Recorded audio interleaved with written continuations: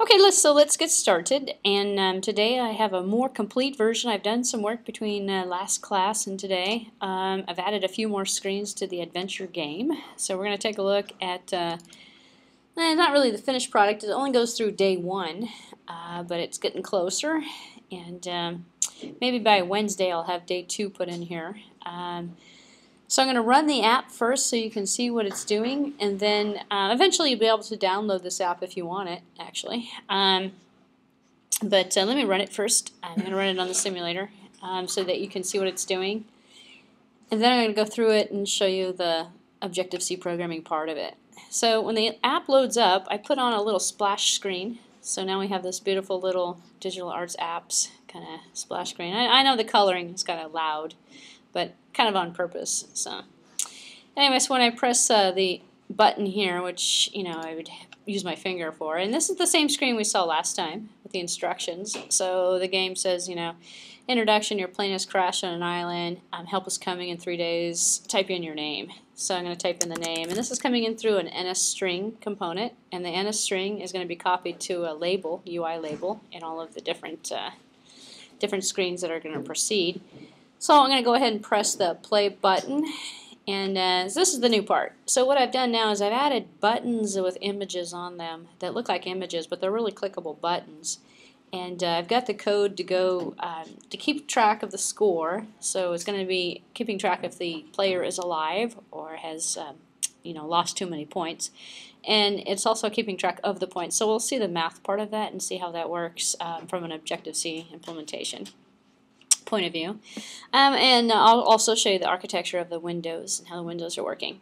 So there's a ton of windows in this program, and I've made some design choices in the implementation. Instead of making a separate XIB file with a separate controller and a separate class, essentially a UI controller going along with it, a view controller, I've put them all into one XIB. And I'm switching between the different screens by hiding and showing different various screens. So that's one of the approaches. I'm sure there's probably a better, efficient way of doing it. But now when we read it, we've got a couple of options here. If we go to sleep, that one's not the prime option, so I'm going to select this one over here, the walk now. So I'm basically able to display the text instead of the command line prompt. Now we're looking at it on a label, and the text is going to, your plane just crashed, your vision's blurry, you want to gather your surroundings, you're lost, the beach is rough, the salty water's irritating your skin, yada yada. You recall the plane crash, and you walk into the jungle now, or you can sleep and regain strength before you walk into the jungle. So this is going to earn you the more points, so I'm going to select this one over here. And I know I picked kind of a funny image for that, but it's okay. And so now I'm in the jungle. And my jungle screen says, inside the jungle you finish, you find I'm actually just checking the words too, you find a bush with a little black fruit, well it's kind of black, and at its base, and white, well that's kind of not really white, but white sprinkled mushrooms. Well, the mushrooms probably aren't going to be a good choice, or maybe they are, but I'm going to eat the berries. So I'm going to eat the berries, so I'm going to click on eat the berries. They were good berries. So the sweetness of the berries is quite savory now, and I should probably have the most points right now because I've selected all the right options. And so I'm going to press this one, and so now it says day 1 is over with. And this is the new part, actually. It's doing the accounting. So now I have 110 points, and I'm going to show you how that's done in a few minutes, but this is as far as it goes. I didn't get past day 1. I only didn't have very much time to work on this, but day 2 and day 3 are coming, so they'll be here eventually. And then when it's all done, I'll give you the app, and you can load it on your device later.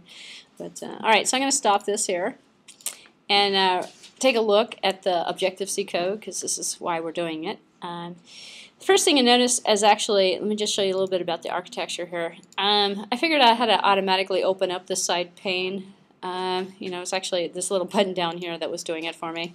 And if I open up the view object, the main view, which is the big view that's the higher up the hierarchy, the main view, has all of the subviews inside of it. So if I click on all the subviews, I see all of the different components that are nested inside.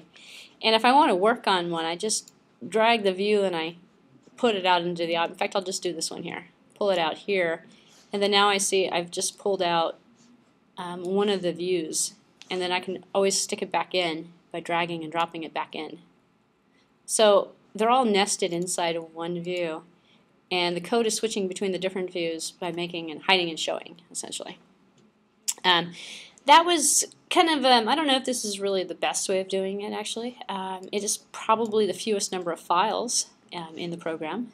Otherwise, for each one of these views, and I'm up to 7 so far, for each one of the windows I would have a different view controller for it. So I'm not really doing that. I'm using one view controller for it. So anyway, let's take a look at the code to see what's different about it from this week. If I look at the implementation file, as we've seen so far, what I've got in here now is the use of the score. So I have synthesized, and we've learned how to do this already. In the .h file, and this is the view controller for the app. I've got a little problem here because I named this title. I have to rename it, actually. There's a slight bug in the program. Title is a reserved word, which is causing some issues. So, long story short, no, don't name things title. So, didn't really think about that when I did it, but anyway. So we see over here we have property user is alive, and we have the property integer score and property integer health, and then we have the name. And what was implemented, freshly implemented, were the use of these variables. So the variables were in there last time, but they just weren't implemented. These are all of the label items and all the views. So each one of the views dragged over and made into a property so that we can show the view, change different aspects about the views itself. And then we have all the actions, and I kind of grouped them together. I put all the actions on the bottom and I put all the properties on the top. So I could, easily find what I was looking for. And I've tried to label things, but my labeling is not the best, but it's okay. So if I go into the viewcontroller.m file, now I'm looking at the synthesize, which is why I kind of went over there to begin with. So the synthesize matches the property. So I've synthesized the views as well. In fact, I didn't do that. Xcode did it for me automatically. So it automatically creates that for me. And then this is the stuff I did manually because it's not coming from the UI. It's coming from stuff I put in. So I've synthesized health, comma name, comma score, comma user. User is alive. And then with the life cycle of the program, which would be a window loading in a non-iPhone iOS environment, but in the iOS environment, it's the view did load, did the view unload. And this kind of overlaps with the iPhone class, actually, in terms of the concept. But what we're doing here is running the methods, and the methods that we're running. And what I use is kind of set all the views up. So, in fact, this is, I probably could take title and put it on the top. In fact, let me do that, actually, and I'll save it. This one's a little bit different here. The other ones have the views differently. So I've got my views just to keep them kind of, because it is a bit redundant, but unfortunately I want to manually control which view is showing, which view is not showing. And I'm using the set hidden. So the only one that's not hidden is view 0, and that's my splash screen that I created. There's other ways of doing a splash screen, actually. If you drag and drop an image and you put it into the project folder and you call it default, it'll actually turn into a splash screen for you automatically. And you can set the time, how long it sits there.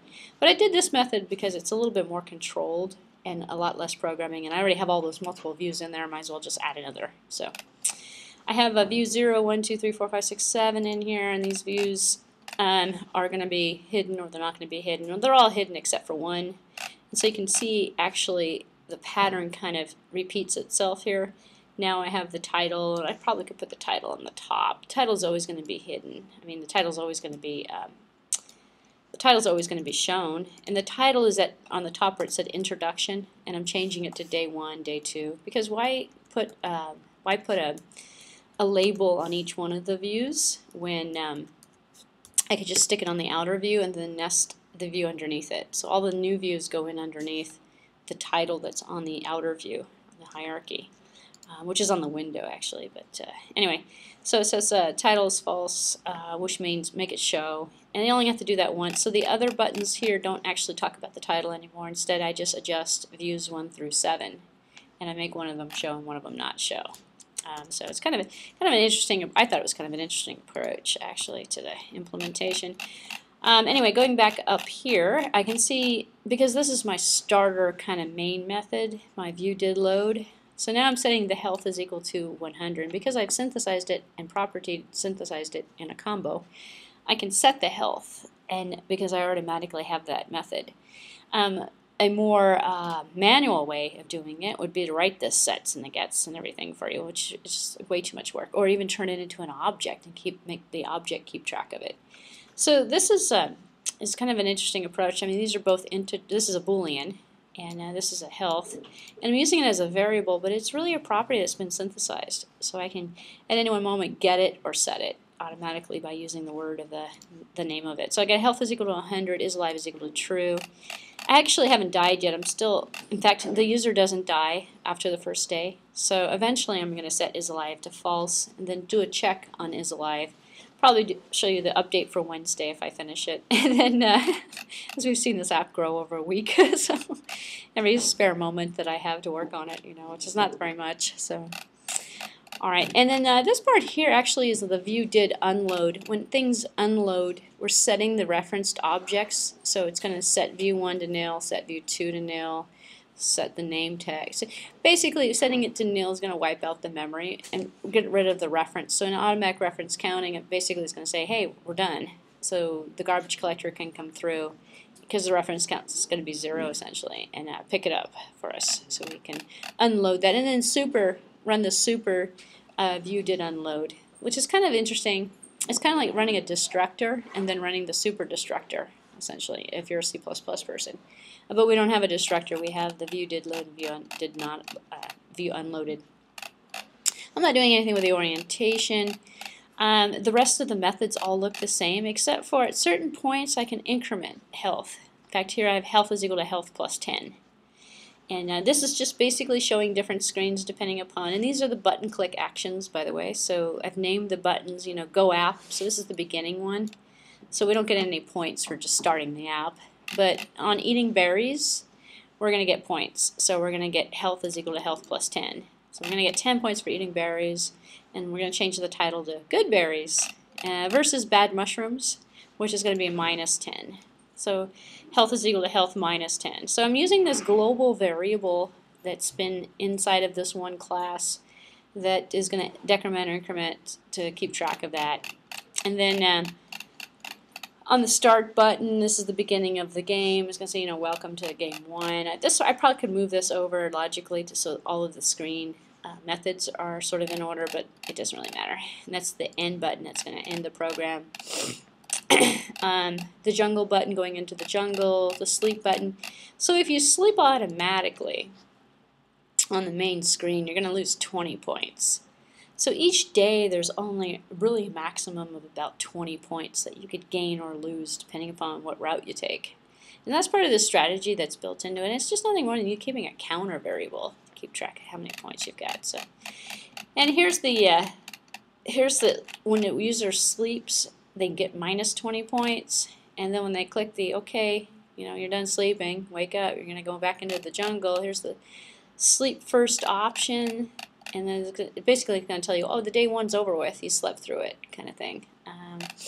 And so here's basically the method call, and name2 is the label that I've put on the output of the screen. So this is essentially going to say, day 1 is over. Barbara, you have, or whoever name you put in there, you have accumulated 20 health points, or you're alive, or you're dead, or he won, or the status essentially that's being printed out, and that's already a number. So that's already a name. It's an NSstring, and that was the same name that we took in initially, that we printed out on the first screen of the application. So string, myString, this is I probably could have named it something else instead of myString. But what you're looking at here is the conversion of the health, which is an integer, into a string value. So I'm using a string with format method. So this is kind of word wrapped. It actually could fit on one line. Make it a little bit bigger so you can sort of see that. Here it is. Now it's on one line. where I'm creating an instance of an NSstring. That's a pointer variable, and it's going to be called my new string, and it equals NSstring. Send the method. This is the initializer method that's being sent to NSstring to say create a new string, and with this new string, give it to this object reference.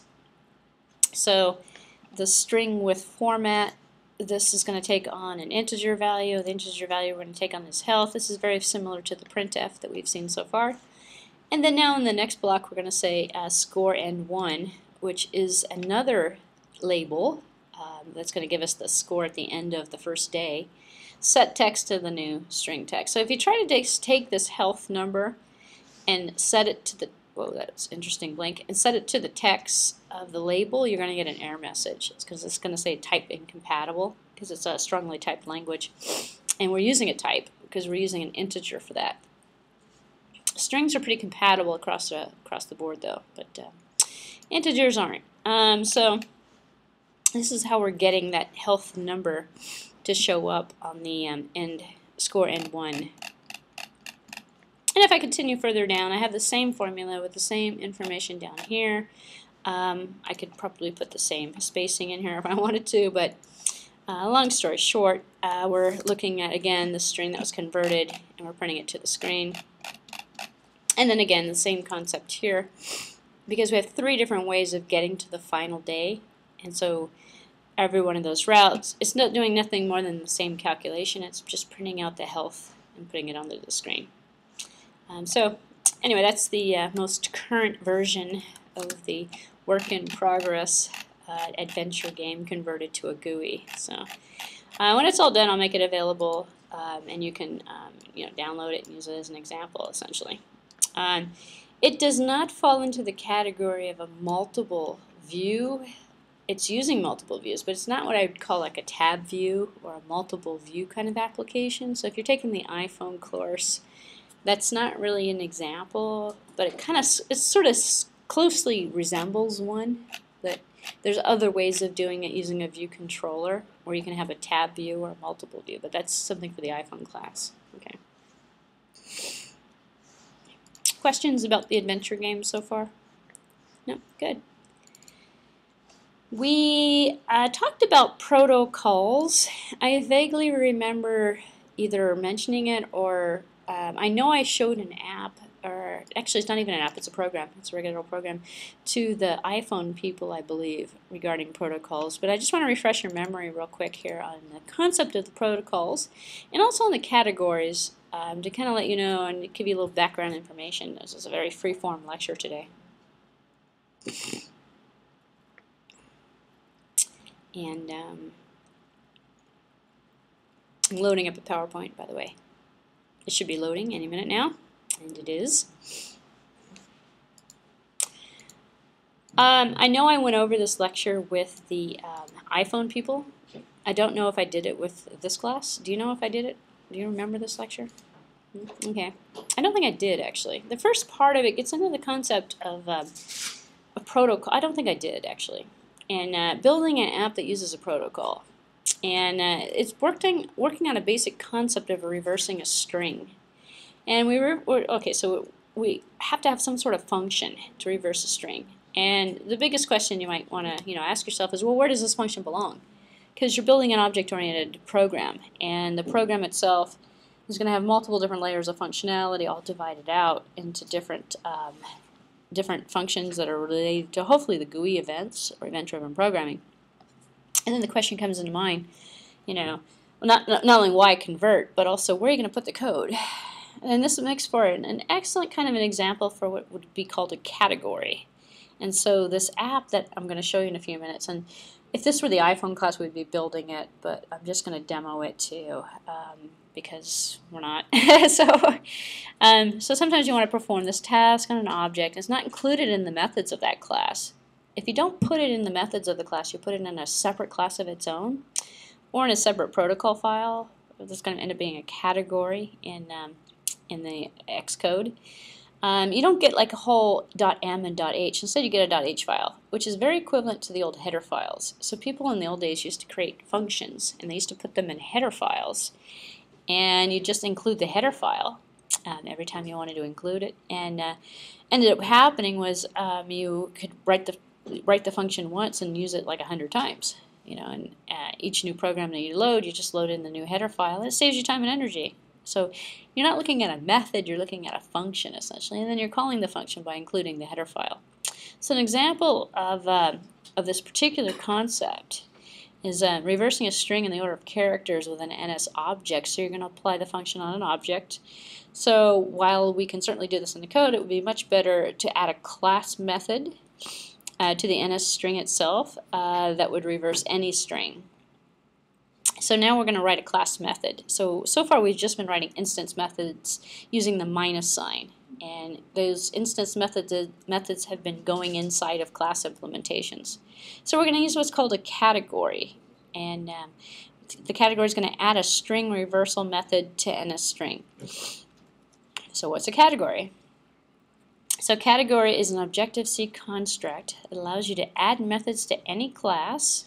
It's a class level, regardless of whether we have source code for that class or not. So we're going to add it to NSstring actually by inheriting from NSstring. And once we add the category to the class, all of the methods in the category are added to all of the instances of the class in our code. So in terms of the local environment that we're working with, once we've added the category, everything works with it. So we can have, let's say for example, one print method, and which is what we're going to have in this example, and it's going to print out everything for us automatically.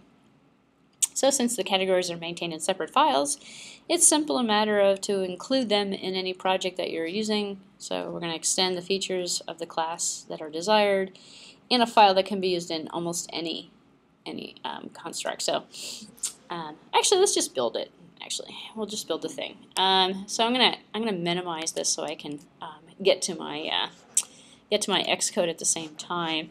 Make this a little bit bigger. Get rid of some of the real estate here. All right, so we're going to open up a single view application, and this would work the same way. This just the example was originally created for iOS, but it would work the same if you were to do it as a Mac OS X application. But I'm going to assume that most of you guys are interested in doing iPhone apps instead of like Mac computer apps. So we'll go ahead and follow the iPhone example. So you want to select a single view application. So go ahead and select single view, and then click on next. Give it a name. I'm going to call it protocol app, and make it for the iPhone, and then use the automatic reference counting. And let me just make sure. Yes, use the automatic reference counting. And let's not use the storyboard because we're not going to necessarily build a full app out of this. You don't really need it for the application. But we're going to add a UI text field and an UI label to the XIB file, to the interface builder file. So I'm going to go ahead and press next. And I'm going to have to save it. So I'm going to save it to my desktop where I save everything because I just throw it away when I'm done. So you may save it another more permanent place. In fact, you can just, if you haven't figured it out yet, you can actually just move the files anywhere you want, move the folder, and it's pretty portable. Not like Android where you have to import and export it out of the IDE. In Xcode, you just move the project and just open it up from wherever you moved it to. So. Okay, so we have a view controller here. I can run it. I'm going to run it on an iPhone simulator. Just make sure the project works correctly. It should. It's going to come up with a blank little screen because nothing is really going on. Build successful, which is what I wanted to do. But I also want to kind of open up my emulator as well. Okay, good. So far, so good. We haven't messed anything up yet. I have to figure out how to get to the next screen here. So that's number 4. So number 5, we're going to create a UI that looks like this. Okay, so we're going to put a label and we're going to put a text box on the screen. And then in the attribute inspector, we're going to set the UI label's return button type to done. And then in the attribute inspector for the fourth button to the right, we're going to set the return type to towards the button. Oh, okay, that's just telling us where it's at. Okay, no problem. So we've got the XIB. So click on the XIB file, bring it up. Stick a label in a text box. So I'm going to put a label on there first, and I'm just going to I'm going to put text in here. I'm just going to say my label. It's really going to be the final string that's going to be used there. And then the text box, I'm going to put right above it. And you could put like instructions if you wanted to, I guess. What we're going to do is reverse a string. So, you know, we're going to need a way of doing it. If we put a button here on the button click, we could, let's say for example, make a method for the button click on the IB action to reverse the string for us. But in this particular example, we're going to use it on a done method. So in the attribute inspector, which is over here, we're going to set the return key to done. So make sure you're clicking on the text box. And so that means when we're done, it's going to run this method for us. And the method is going to be our category that we're going to create with this function that's going to reverse the string for us. So I'm going to set this one to done. It's one of the automatic calls that are actually in here for the return key. Okay, that looks good. And now I'm going to go back to my instructions. Make sure I'm doing that correctly. If I can find my instructions, here they are. So in the what is this? The fourth button to the right. 1, 2, 3, 4. Yeah. So if it's not clicked, you want to click on the fourth button to the right. Not quite sure why I put that in there, but in any case, now we're going to select the new. This is the new part now. Okay, so now we're going to select a file from the ObjectiveC category. So right next to where it says ObjectiveC class in the current Xcode, in fact in the old days it was a different category. It didn't actually show up this way, but now it does actually show up as a separate category. So select the ObjectiveC category. I'll do that in a few minutes. And then make sure, because we're doing an iOS application, make sure you're in the Coca Touch interface when we do this. And then name the category, add methods, make sure that the category is on NSstring. So we're going to inherit from we're going to apply the category on NSstring because we want to add to the available functionality of a string data type. So we're going to call it added methods. So I'm going to go into Xcode and I'm going to go File, New, and File. And then when the screen comes up, I'm going to see it right here. So as long as you have Coca Touch up here, we're going to click on this category C, ObjectiveC category, and added methods.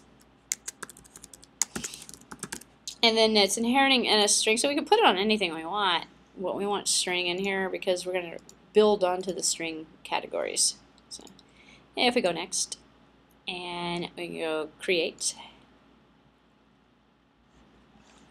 Now I have it over here, and this is the added methods that's over here. And in this particular example, we see it looks different from some of the other classes because over here it says NSstring plus, which means to the NSstring class, we're adding these methods to it. So we're taking an existing class that we didn't write, that is part of the interface actually, and we're supplementing with some new methods. We're going to add some methods to it. So, because we need a class that wasn't in there before, essentially. Excuse me, we need a method that wasn't in there before. So we're going to create class methods. So the new category was created, and you have two files. You have the NSstring. And if you have something else here, it means you inherited from something else. You didn't inherit from NSstring, which is going to be a problem. If that's the case, delete it and recreate it. Make sure you select NSstring. By default, you'll probably get NSObject or something that shows up. So you might have to change it to NSstring. File naming convention is easy. You can see the categories have been added. Now we're going to add, so we're going to take this NSstring plus added methods here, the .h file, and we're going to, and this is the new part. So this is the first time we've actually written a method that's a class level method. And so everything else that we've been writing in terms of these other classes that we've been creating, all these other objects, have been minuses. And this sign in here is a bit of minus sign, which means it's an instance method, which means the method is run on instances of objects. So now this is complementing, we're adding a new one to the class. So it's not run on the instances, but the instances have access to it from a class level, because now it's going to be part of, because it's added to NSstring. So we're going to add the declaration for the new class to the .h file of this new class that we created, and I'm just going to cut and paste this one. And my luck with cutting and pasting hasn't been that good, but we'll see. So make sure you have the .h file opened up, And in between the interface and the end, I go ahead and put it in. It looks like it worked. No problem. So now I have the interface, which is the function prototype, which means I'm going to be working with the implementation next. So I just clicked on the .m file, so I made sure to change it. Now added to the .m file, I'm going to cut and paste the code first, and then I'm going to go over the code, because that's the purpose of this example actually, to show you what these methods are actually doing. And the method is going to be a string by reversing, creating a string by reversing a string. So I'm just going to cut and paste here and put this in the .m file. And it is just one method actually. And I'm going to have to get rid of these bullet points. Actually, I'll just take a few minutes here. It's not too bad. Apparently the indentations on the or the bullet points on that example definitely put some extra spaces in here.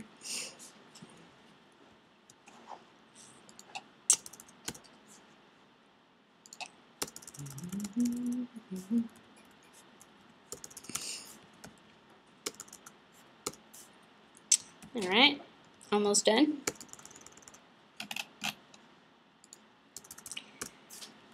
And then I'll go over the code in a few minutes.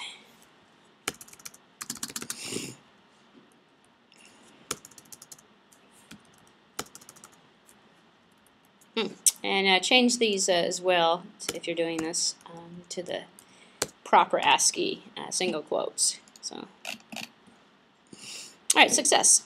So what is this method doing? And here's our learning goal for today.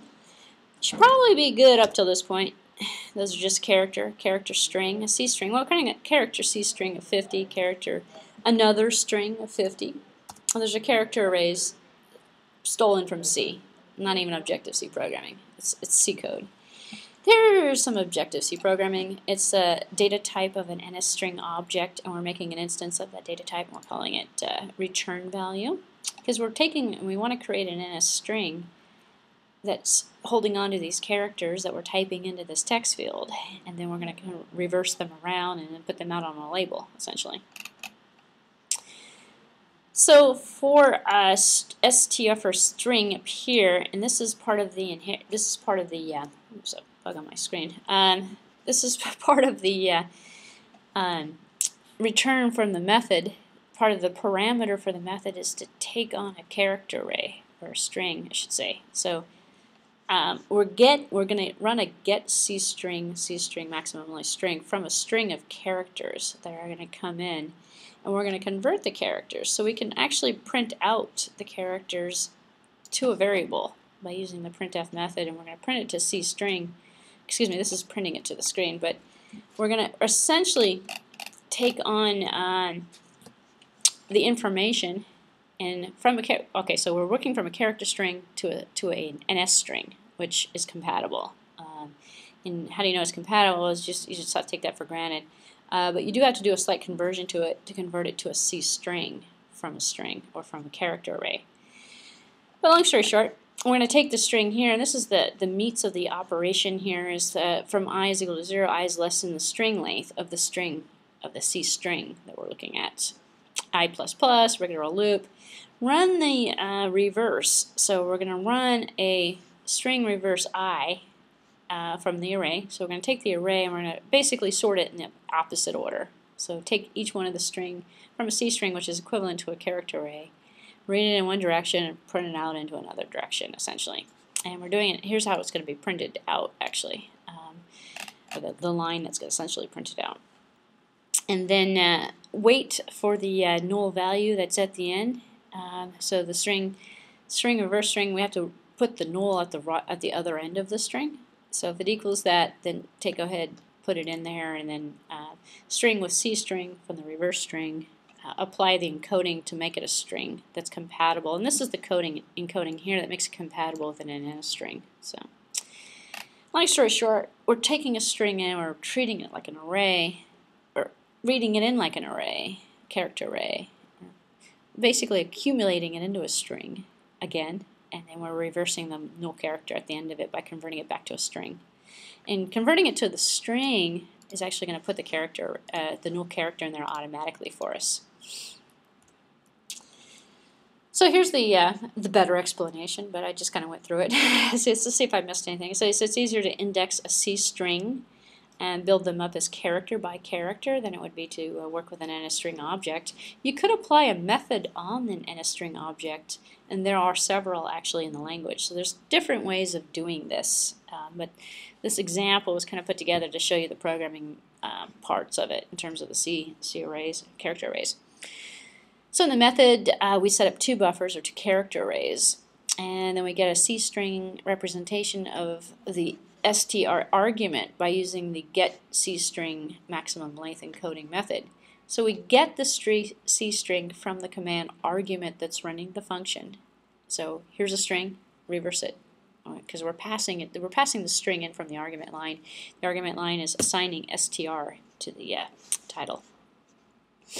And then we're going to copy each one of the characters in the C string into the reverse string to reverse the order in a for loop. As we saw before, after doing this, we'll put the null character at the end of the reverse string because originally it's at the beginning. So we don't want to copy it to the beginning because then we're going to mess up the string.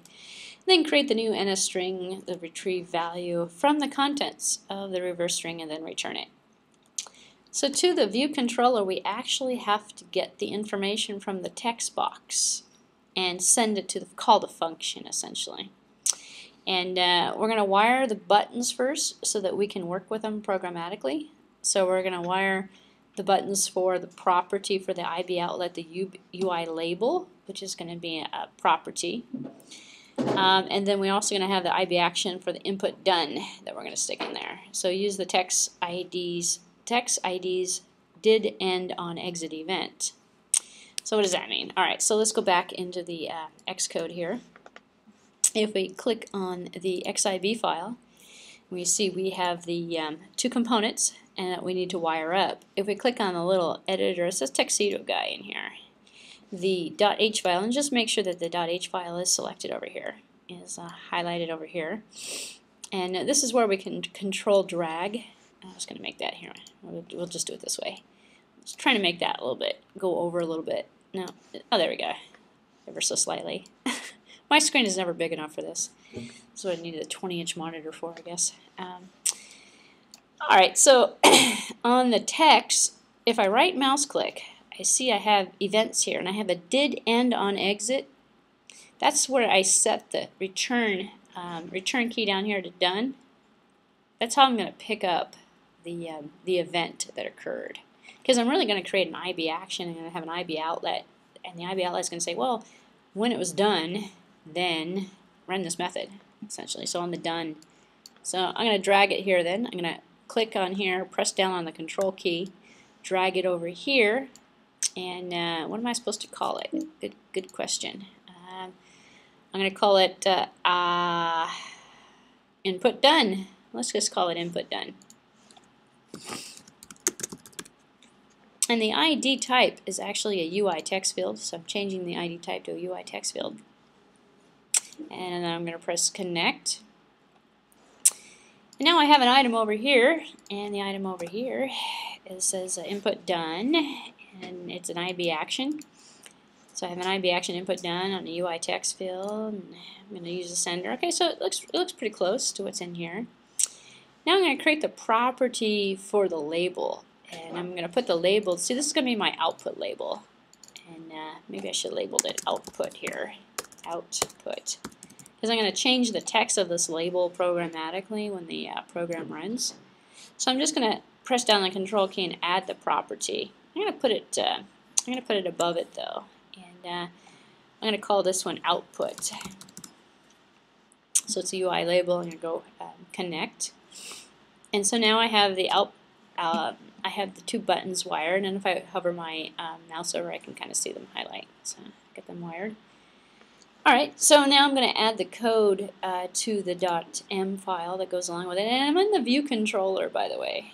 And if you remember what I was saying earlier about that adventure game that I was writing, I'm only using one view controller here, well, I'm only using one view controller over there as well. Normally we have different view controllers for different views, and so for UI views, and so it's kind of interesting. You don't have to follow that pattern, but this is the model view controller design pattern in order to look at it. So my adventure game sort of breaks those rules a little bit, I think, but it still works. But otherwise, I'm just trying to eliminate clutter because I don't want the clutter. Alright, I also see I need to import the category to use it. So I'm going to copy and paste this import because I'm a terrible typist. I'm going to copy it. And I forgot to import it. So go back to the .m file. And in the .m file at the top of the screen here, I was trying to make this a little bit bigger. Yeah, that's okay. And right below the UI kit, I'm going to paste this in. Alright, so we always do the imports in the .h's because those are the interface. And so the implementation is going to use the .h. So we don't have to put it in both. Don't put it in both. So over here on the viewcontroller.m file, I'm going to add the implementation of that method. So I'm going to add to viewcontroller.m this method, and the method is for in fact, this method should already be there. So instead I'm going to put in this code here that's inside of the method call. The method call is going to get the string, convert it, and then here I'll explain it as soon as I put it in here actually. If I scroll down to the bottom here, I see it on the bottom of my screen here. It's my input done method. This was my IB action implementation, so I'm going to paste it. So what are we doing here? We're going self output.text, which is the name of the output. Oops. Let's just leave that alone. Scrolling it as I mess up my text. So you know what? I'm going to actually paste it again. Alright, leave it alone. We're using an NSlog in this particular example to set the, here we go. Perfect, to set the text. Okay, so we're taking output.text, which is this output right here. This is output. This is our input. Input button is going to actually, over here, it's going to put the text here. So it's going to basically take and set the .text. Well, this is a different kind of method call. It should look familiar to everybody who took the Java course. This is the old style. This is a C method call. We can still do this in ObjectiveC, by the way. We don't have to use the other, and this is the other form if you're just getting familiar with it, running the method on the object. This is the same thing. Most people like this. In fact, you can write this like this if you wanted to. But you're not really writing it in ObjectiveC, you're writing it in C. You're using ObjectiveC libraries if that's the case. But anyway, it's going to be equal to the NSstring. Okay, here's our method call. This is the class that we are running, the string by reversing string, which produces a string. It gives us a C string, excuse me, an NSstring. That's a result of a C string that was dealt as a character array, and it was reversed. And we're going to run the sender text. So send the text to this particular function. I'm going to call it a method, but it's a class method, or aka function. And then assign the output to this text box. And then we're going to nslog self-log test. We're just going to basically put the text to the log, and then we're going to send a resign first responder, which means give control back from the text box to the main screen. When we resign it, it says, okay, we're done. And now we can continue so that the output will actually update for us correctly. Now what happens? So the action method sets the output label's text property, as we've seen, to the reverse contents of the input string of the property using the reverse string method. Yes, so we just added the NSstring class. So we just added essentially to the NSstring class to give us that functionality. So after doing this, the method calls resign first responder on the sender, which dismisses the keyboard and sets the focus back up to the screen. So if we do it correctly, and if we've done this correctly, our output should look like this. So the cat, and I'll show you the output in a few minutes. It probably should work, hopefully. So in summary, the reason why we're doing this is so we can take a look at the category. I'm also going to show you a protocol in a few minutes. But in the categories that are very powerful tools for adding functionality to existing classes. So we use a category to add functionality. We add a category to a class. All child classes of that class will inherit the added methods as well. So it's kind of this is not really inheritance though. Inheritance would be if we subclassed a class from a class. Here we're just complementing the functionality. And this is the only reason why well, not the only reason, but one of the main reasons why we write class methods, because we want to add something to another existing class. And if we do it through the category, then we can actually essentially extend the behavior to put something in that didn't exist before, like this reverse function. So if you put a bunch of functions in there, like compare, I don't know, concatenate, a lot of these are actually already written for you, but you can basically do your own customized functions, essentially. So as a further exercise, try to add another method to the NSstring category we define. Well, you just put it right in the same category file that we created. You just add another method underneath it. So you string them up, and then you include the .h file, and voila, you've got all these new functions. So maybe put one in that replaces all the strings, all the spaces in the string with an underscore or something like that. So let's see if our example works, actually. It should, but I'm hopeful. Let's see. I don't see any errors, so we're looking good. Build successful, that's always good. It's always a good sign. So, alright, so I'm going to put in, this is the ObjectiveC class, and I'm going to press return. And it's kind of small, so I'm going to go troubleshoot this a little bit. I'm going to make this a little bit bigger. If you made your label really small, the text is going to like size automatically. So all you have to do to fix that problem, if you just saw a few minutes ago, it did reverse it, but the text was really small. So I'm just going to make it bigger, at least the size of the text field. So it was like really small. So let's try it again. And now I'm going to say this is the ObjectiveC class. And press return, and this is the ObjectiveC class backwards. So that was an example of a class method that was done in the form of a category that complemented the string class, which was the learning objective of that exercise. You can use it for the iOS, you can do it on a Mac application, regular Coca application. The concept's the same as it applies. So. Alright. Our next example, I'm not going to actually write from scratch. Instead, I'm going to open it up and show you, because it's going to look the same as what we just did a few minutes ago, actually. But it's called protocols, and if you want that reverse string, it's actually in the iPhone class. I used it in that class as well to demonstrate a slightly different thing. It was more for the GUI controls than it was for the protocol, or excuse me, for the category. All right, so what do we have in here? So if you look at the functions going on in here, we have some inheritance going on. We have a complex class, and then we have a fraction, it looks like, and we have this printing, and it's just a printing.h file. This is what's considered a protocol. So if I go File, New File, and I go into the ObjectiveC protocol, is different. Okay, so what am I doing here? I'm not creating a category. I'm doing a protocol because I'm not creating a class that's going to work with an existing class. And I'm not creating a class method. Instead, I'm creating some functionality that all classes have to implement in order to be compliant. And this is sort of like in Java, the interface. The interface is a concept. So the protocol is kind of important to know about in terms of the format functionality. So we have a main method here. We've got some, actually I'll run the program here so you can sort of see what it does actually. Let me close down. Oops. Let me close this down here.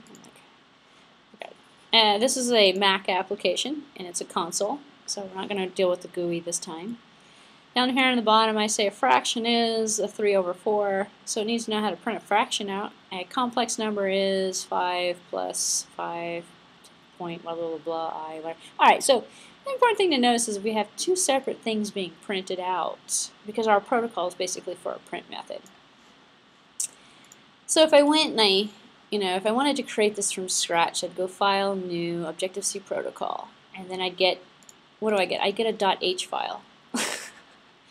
So you can see over here, I don't have a .m file that goes along with that. It's just a .h. What's .h? That's an interface. So you might think that protocols are interfaces. So, you know, and this is actually now, I know we're almost at, well, we're at the halfway point or so, but this is stuff that you're going to be quizzed on for the final. Now, what's the difference between a protocol and a category? Why do you want to use a protocol? You want to use a category. So hopefully you can answer those questions today in terms of the learning objective. You know, obviously, categories extend class functionality. They add class methods to classes that already exist. Protocols create, you know, user-defined interfaces, and you add the interfaces to each one of your classes. In the Java class, we looked at that. Well, what do we want interfaces for? Well, we can tag classes in the hierarchy. So interfaces or protocols can actually put everybody together on the same line, give them all the same identity. They can also, however, enforce some rules in terms of the implementation so that when we run a print method on an object, regardless of what kind of object it is, it knows how to print it out correctly. So here we have, we're selecting create protocol option, not a class. It creates just the .h file, which is what we have here. And you're looking at the printing. This one's called printing. And I put this together because I didn't want to do it on the fly. But this stuff is all automatic. This is code that I've put, messages that I put in here to remind myself what I'm supposed to tell you. But you can read the comments. They make some sense, actually. So interfaces and Objective-C are called protocols. And here's a protocol for printing. At protocol, it's not really an interface. If we do interface, it's an interface in concept, but it's a protocol. If we do at interface, Objective-C is going to go on, where's your implementation? And there's no implementation. So the keyword protocol is, there's no implementation. Where's the, well, the implementation is in each one of the classes that uses the protocol. So we do have an implementation, but we don't have one that's going to be called printing.m. No, because that's not the purpose of the protocol. So the interface that we're creating, this protocol, is going to be used inside of all of the other classes. All of them are going to have this. And so when we take a bunch of these objects and we put together, we put them into an array, and we don't know what kind of object it is, we call it an ID or something. We reference it by an ID and we put it together. Then we can actually kind of go through and run the same method on all of them, and then the same behavior is going to happen. And here we're running a printing method on a complex number and a fraction, and we get it to print because we have two separate implementations. All right, so here's our main method here, and it is a minus. It is a method for an instance because the instance, it's the objects that are going to be created of complex and fraction that are going to be running it. So it is an instance level. So you might think of it, if you're still getting confused between the differences between this, for some reason I find it takes students a long time to actually remember what's the difference between an instance method and a class method. And I can say it over and over again, but you don't really understand until you start writing class methods and writing. And instance messages are a dime a dozen because every instance of every object runs them. So if the objects that you create are going to run these methods, they're instance methods or messages. And then if the message itself or the method is going to be run on a class, like what we just saw with that category, that's a class method. So depends on who's going to use it, so you might think of it that way, who's using it. Alright, so here we have the interface that we are implementing. So we have the protocol printing. Protocol printing has one method in it called print. Interface printing. Interface printing is extended from NSObject, so we're inheriting from NSObject. And then the protocol, actually let me get rid of this bottom screen down here. Oops. Oh, maybe I wanted to leave it on there. Raises it up a little bit. There we go. So you can see it off at the bottom of the screen. But so the protocol interface, and not to be confused with the other interface in this file, defines the single method print. So this is where we're getting our definition. So we're going to implement this protocol in two different ways, one with the fraction and the other with the complex number. So how does this work? So I'm going to go over to complex number first because it happens to be on the top of my screen here. And I see import printing, because remember I said in the H files is where you're going to put the H files. So you can always remember H goes with H. So if you're going to import an H file, it goes in the H file. So In my interface complex, which is the name of this class, I'm inheriting from NSObject, but this is the new part. I'm implementing an interface. Well, in Java we'd say extends NSObject, implements interface, or whatever the interface is, printing. So here instead we use these opening and closing quote things, these brackets, to say that it's implementing this interface printing. So it's going to use this interface in here.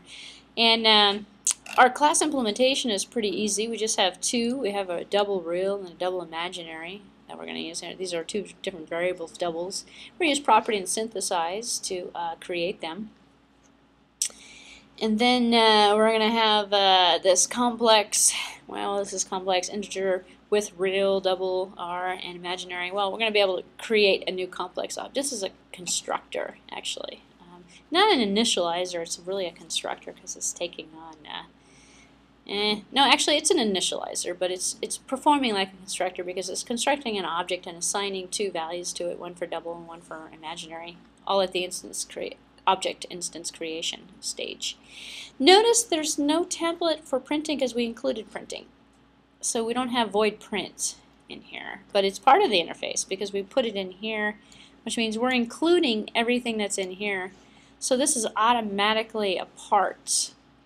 It's not inherited, but it's included. So it's automatically a part in here. And I'm using the word include, but I'm really meaning import, which is the same concept. We're including it, importing it. So, and in the implementation over here, we see this method here is called void print. Where did that come from?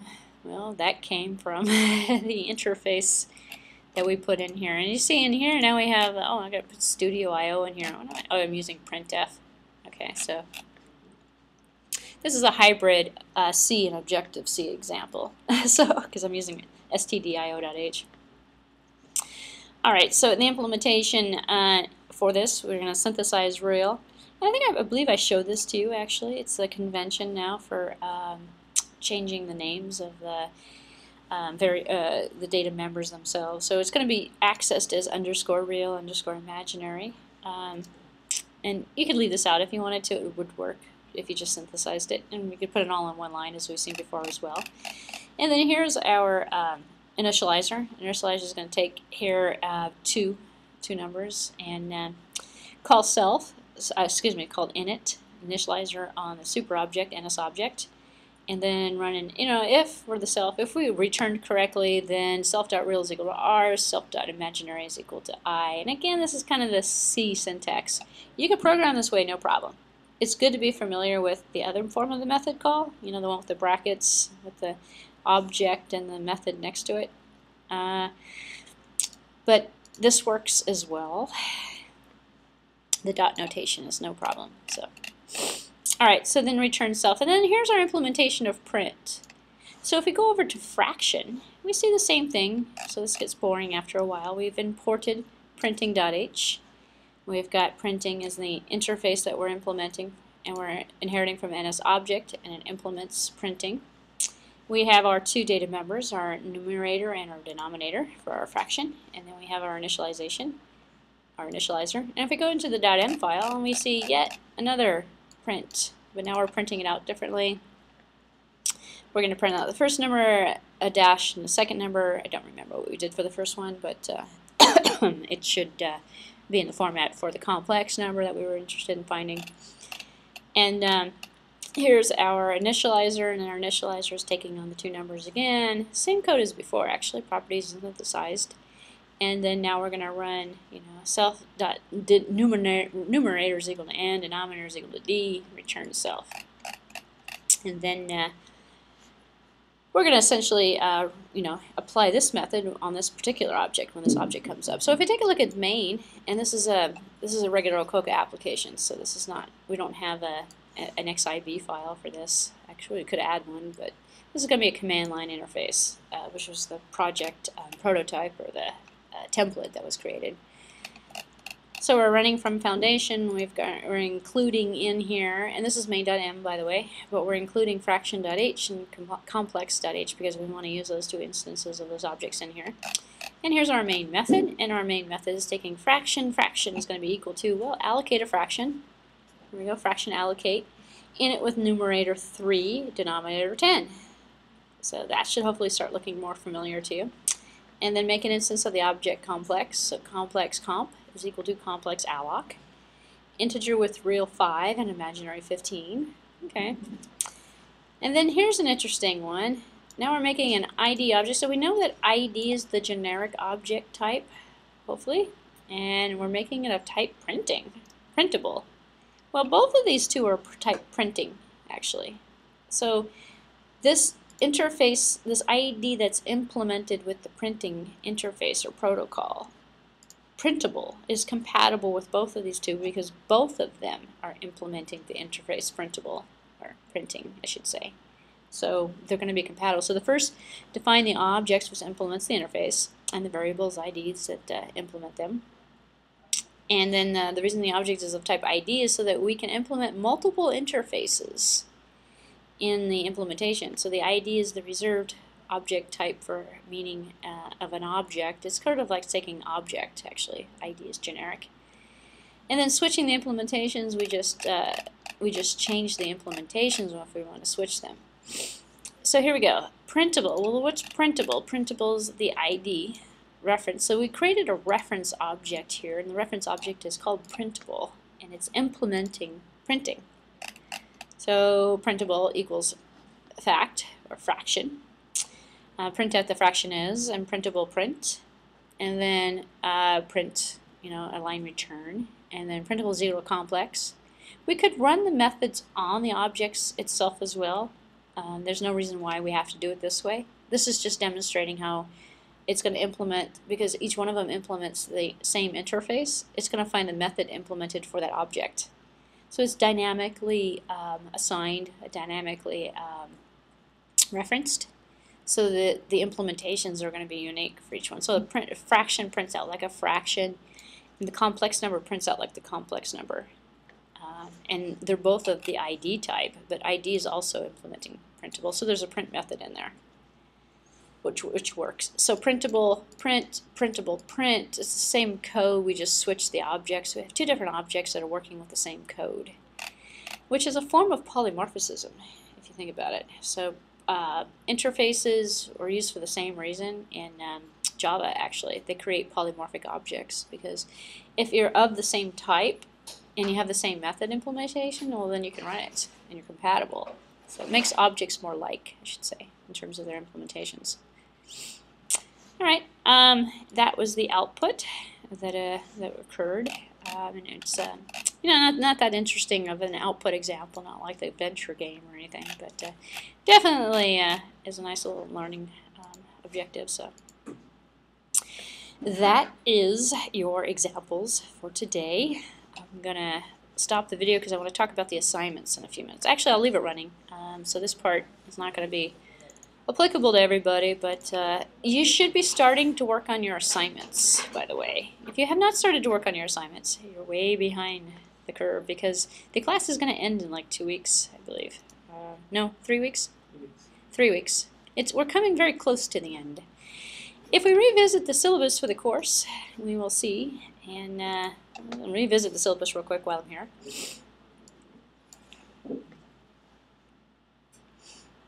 I could have broken this out into different videos, but it's okay. I'll hide it in this one. ITU people know it's in here, hopefully. We have a CSLO, and we have a programming project where 50% of the course, and then we have that final exam. Final exam is going to be on August 27th. I will have a final exam review before it hits. The CSLO has been published since like the beginning of the course, and I've gone over it already, actually. And this is where you're going to get the option of doing some additional research. So you can describe basic functionality. You can talk about COCA and ObjectiveC and how that works together. You can talk about and describe the interface builder and GUI development part of it. You can look at the differences between Java, Smalltalk, C or C++. You can talk about MVC, Model View Controller, if you'd like, or select a topic of your choice. So this is pretty wide open. It's a 2 to 3 page written assignment, double-spaced. Probably the most meat because it's worth 25% along with the final exam. So this is probably where you're going to focus a lot of your work on. The 5 assignments I've gone through actually, but I did that pretty early on in the course. Just to refresh your memory on what I'm looking for. There's more than one way of writing each one of these assignments, and when you consider the requirements, think about how to do it with the least amount of effort, but still you don't have to make like full running applications out of it, but implement what's being asked for. As an example, in the first assignment, it's conditional logic actually, so you're checking object types, and you're using ands and ors to check between, is this method, statements to use an is equal to method and stuff like that. And then you're running basic methods with basic parameters, which you guys already know how to do actually. And you're writing a command line, and all these are actually command line programs that you're writing. The second program, to refresh your memory on that one,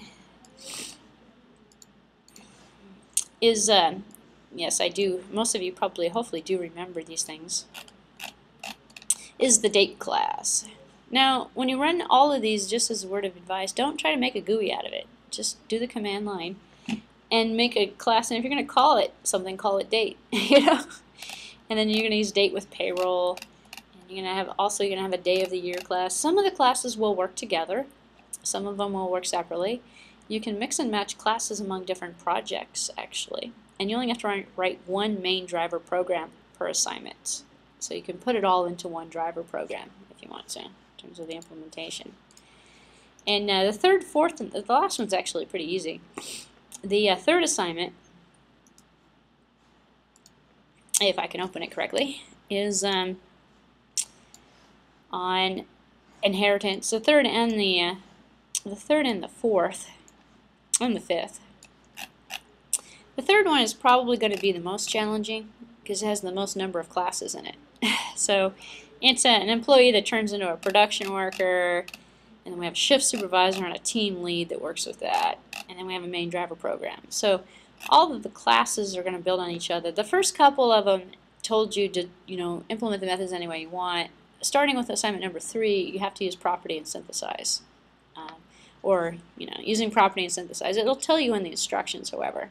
If you read through the instructions, you'll find out exactly what you need to do. But pay attention to the instructions as well.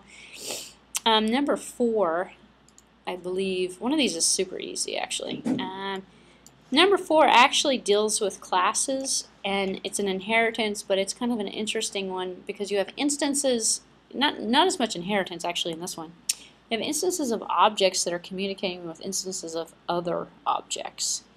And none of these assignments are going to tell you which approach to use. In fact, they're not going to tell you create a category or use a protocol for this, or no. But if you're familiar with those techniques, you're probably going to be able to implement some of them. Because basically you're going to have a class, and this particular one is kind of challenging. It's a parking ticket simulator where you have a parking car object, a parking meter object, a parking ticket, and a parking officer. Officer works with the tickets, who works with the meters. You can do it in C techniques actually. You can write this whole thing in C++, no problem. Or C. And actually probably C++ because you want object-oriented objects to be able to create them. But think about in terms of a fuel gauge and odometer. So think about, well, what kind of class methods could I write that would actually work on all of these things, and what kind of things do I want the objects to be able to do? And then utilize any techniques that you want, actually. So the more you know in terms of creating the category, creating the protocol, creating classes, and using inheritance and stuff, then you're going to know. I mean, some of them are going to tell you specifically, this class is inherited from that class. But if it doesn't say it and you want to do it, go ahead and do it. Or use the date class inside of your time card. Because if you have, let's say, for example, a parking meter class here, then you're probably going to have a date and a time. Well, you already have a date class. So reuse that one, or create a new one if you want, I guess. But the last assignment, I believe, is super easy for this class.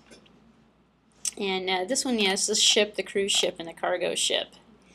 The thing with this is you have to keep an array of these things, and you're working with multiple instances of objects of different types. So you can do think out of the box on this one. You're going to demonstrate this by creating an array of ship pointers. Yeah, they're going to be pointers anyway, they're objects. And then the array elements should be initialized with the addresses, so you're going to have to use an initializer for this. And some of the others will say initialize the object with this.